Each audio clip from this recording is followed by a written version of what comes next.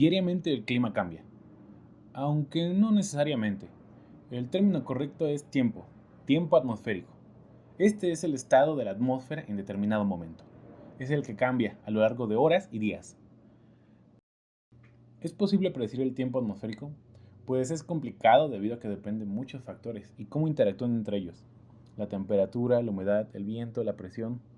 Pero si observamos desde una perspectiva más amplia, nos alejamos un poco del panorama, podemos notar que el tiempo atmosférico repite ciertos patrones, principalmente cíclicos, anuales. Esto es lo que se conoce como clima, la sucesión de tiempo atmosférico que tiende a repetirse anualmente. De los factores que afectan el clima, los más importantes podría decirse que son la traslación de la Tierra y la rotación sobre su eje inclinado. La Tierra da vueltas sobre sí misma, rota en un eje ligeramente inclinado, 23.5 grados aproximadamente. Esto es lo que da origen al fenómeno que conocemos como día y noche. Aparte, la Tierra también gira alrededor del Sol a lo largo de un año, y estas dos acciones en conjunto causan el cambio de las estaciones.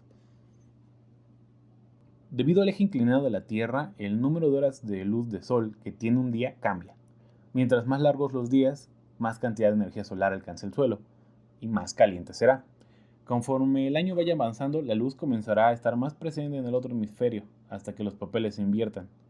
Por ejemplo, del mes de marzo a septiembre, el hemisferio que más luz recibe es el norte, por lo que las temperaturas de estos meses serán calurosos para esta región del mundo.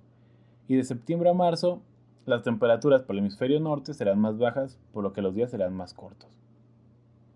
Los cambios en la posición de la Tierra con respecto al Sol son tan importantes que incluso existen lugares en los que la luz del Sol no alcanza a llegar por largos periodos de tiempo, por lo que existen noches que duran meses.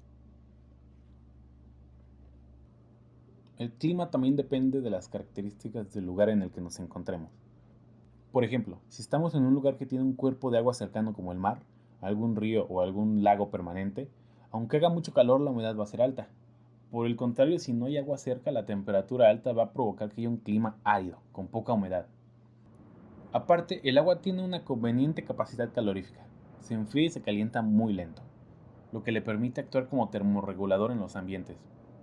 Esto quiere decir que es capaz de mantener temperaturas más o menos constantes absorbiendo el exceso de calor o cediéndolo cuando es necesario. Entonces, el ambiente que tiene poca humedad y es árido va a tener cambios bruscos de temperatura, dependiendo si es de día o de noche. Días muy calurosos, noches muy frías.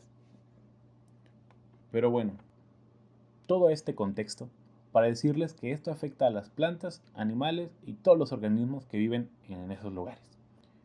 La fenología se encarga de estudiar estas secuencias temporales, estos cambios biológicos recurrentes y la relación que tienen con el clima.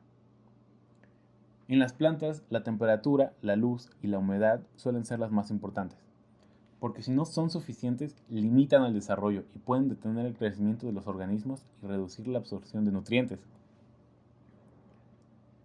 Por ejemplo, la temperatura influye en diversos procesos fisiológicos. Suelen afectar la dinámica de las reacciones químicas que se llevan a cabo en el interior de la planta. Si aumenta la temperatura, la viscosidad del agua cambia, también la solubilidad de nutrientes y la difusión de gases y líquidos. Aparte, en el exterior de la planta, sobrecalentar los suelos suele estar asociado con déficit hídrico, o sea que aumenta la evaporación, escasea el agua. Puede dañar también las hojas y los componentes fotosintéticos de estas, y disminuir la captación de dióxido de carbono. También el frío afecta. Al disminuir las temperaturas, lo hacen también la velocidad de las reacciones químicas de la planta, causando que el crecimiento frene. Aparte, el agua congelada ocupa más volumen que la líquida. Esto podría dañar a las células. Entonces, a lo largo de muchas generaciones, las plantas desarrollan adaptaciones que les permiten saber cuándo las condiciones están cambiando y si es buen momento para crecer o sacar flores o perder hojas. El ejemplo más conocido es el que se da en otoño, cuando las hojas de los bosques caducifolios de áreas frías comienzan a perder hojas y el verde se torna en el característico naranja rojizo halloweenesco. La mayoría de estos árboles utilizan las señales que les da el fotoperiodo, que no es más que la cantidad de horas de luz y oscuridad presentes en el día y en la noche.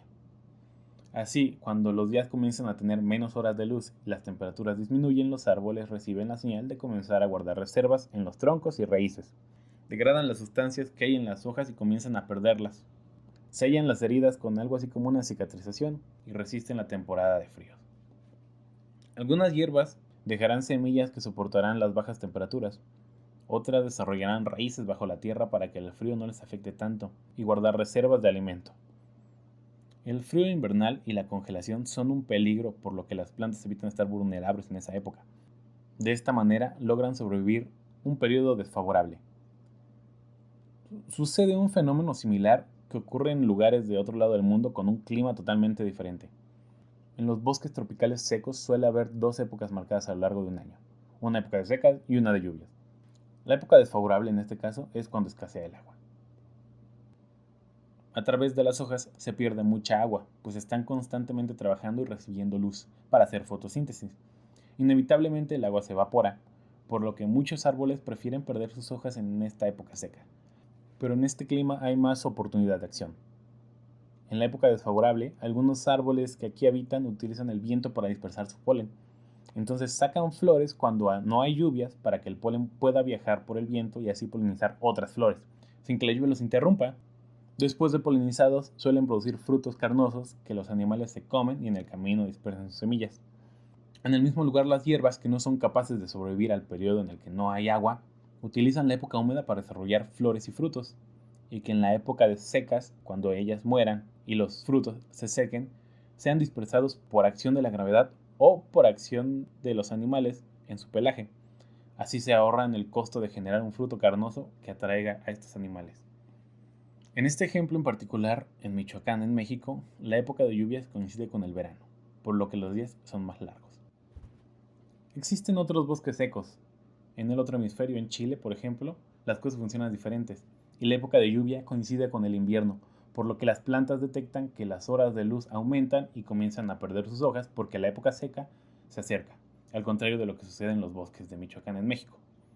Pero estos son solo ejemplos de cómo es que las plantas reaccionan a las diferentes condiciones climáticas que se presentan en su hábitat. Puede haber muchas otras situaciones que causen alguna reacción en las plantas, porque aquí es evidente que las cosas van a ponerse difíciles con una época de secas o un invierno frío y congelado. Si las condiciones no fueran tan extremas, tal vez necesitarían otros indicadores para comenzar a sacar flores, o ni siquiera tendrían la necesidad de perder las hojas, como en los bosques tropicales o selvas donde siempre está templadito y hay agua suficiente. Entonces aquí tendríamos que ver si hay una temporada en la que haya más viento que favorezca la dispersión de polen o semillas, quizá los insectos aumenten para que haya más posibilidades de polinización, o simplemente pueda hacer todo lo que quiera en cualquier momento y dar las flores y frutos todo el año y tener hojas toda su vida. La biodiversidad es inmensa y las estrategias que adopta cada ser vivo lo son aún más, por lo que si buscamos lo suficiente puede haber estrategias rarísimas. Así es como se relaciona el clima y el ciclo de vida de las plantas. Este conocimiento tiene aplicaciones interesantes, como entender ciertos aspectos de la ecología de algún lugar, o en la agricultura, diciéndonos cuáles son las condiciones para producir frutos o semillas, o cosechar algunas hojas. Bueno, eso es todo por el video. Muchas gracias por vernos. Nos vemos en la próxima.